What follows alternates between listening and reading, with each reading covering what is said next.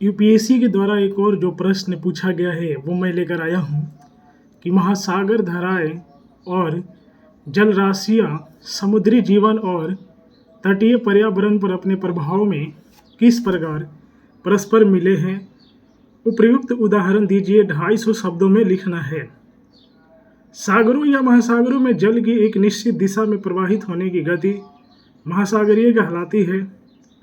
यह उष्ण तथा ठंडी दो प्रकार की होती है।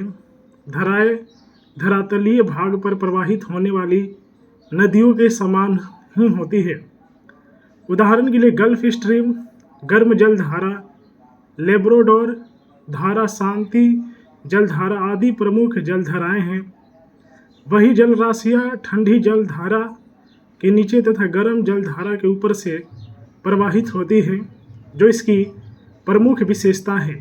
जो लवणता तथा तापमान से प्रवाहित होती है। ये दोनों समुद्री जीवन तटीय पर्यावरण पर प्रभाव डालती है। महासागरीय धारा का समुद्री जीवन पर प्रभाव। महासागरीय धाराएं एक क्षेत्र से दूसरे क्षेत्र में प्लवक को बहा लाती है।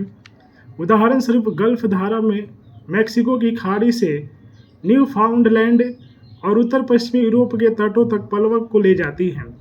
महासागरीय धाराएं इस प्रकार प्लवकों के साथ मछलियों तथा अन्य जीवों के लिए पोषक तत्वों, ऑक्सीजन और अन्य पोषक तत्वों को वितरित करने का कार्य करती हैं। गर्म तथा ठंडी जलधाराएं के मिश्रण से समृद्ध पोषक तत्वों का विकास होता है, जो समुद्री जीवों की सहायता करते हैं। यह स्थिति मछलियों के लिए उत्तम होती है। उदाहरण स्वरूप जापान के उत्तर में अवस्थित समुद्री क्षेत्र प्रमुख मत्स्य पालन का क्षेत्र है, क्योंकि वहाँ गर्म कुरोशियों तथा ठंडी धाराओं के मिश्रण के कारण अनुकूल पाया जाता है।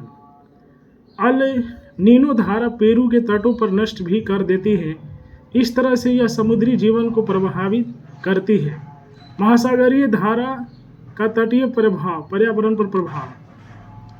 सतह पर प्रभावित होने वाली धाराएं तटीय क्षेत्रों की मौसमी परिस्थिति को प्रभावित करती है। उदाहरण स्वरूप यूरोप की पश्चिमी तटों की जलवायु आदर्श एवं अनुकूल यूरोपीय प्रकार का बने रहना गर्म धाराओं के प्रभाव से संभव होता है।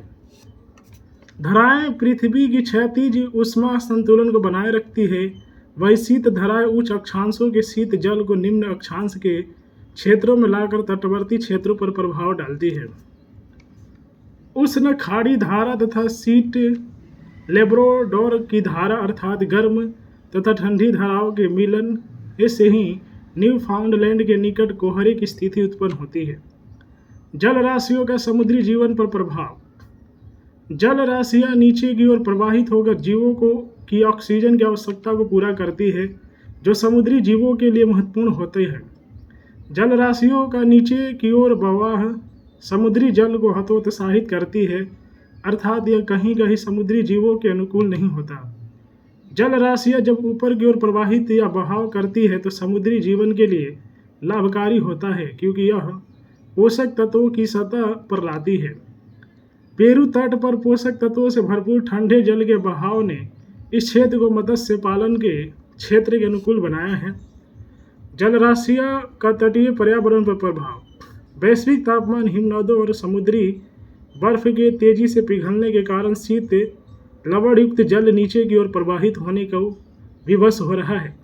यह प्रभाव समुद्री जल के प्रभाव को रोक सकता है, जिसका प्रभाव समुद्री जीवन के साथ तटीय पर्यावरण पर भी पड़ेगा। अतः जलवायु परिवर्तन को नियंत्रित करना आवश्यक है।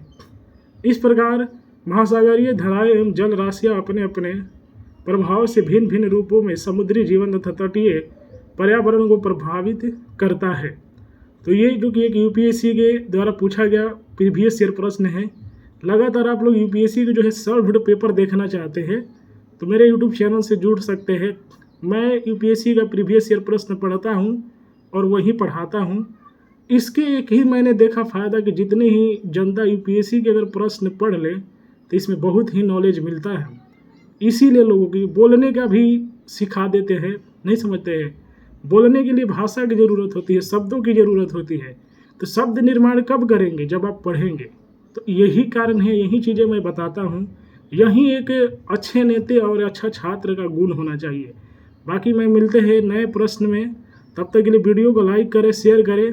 हर हर महादेव, जय हिंद।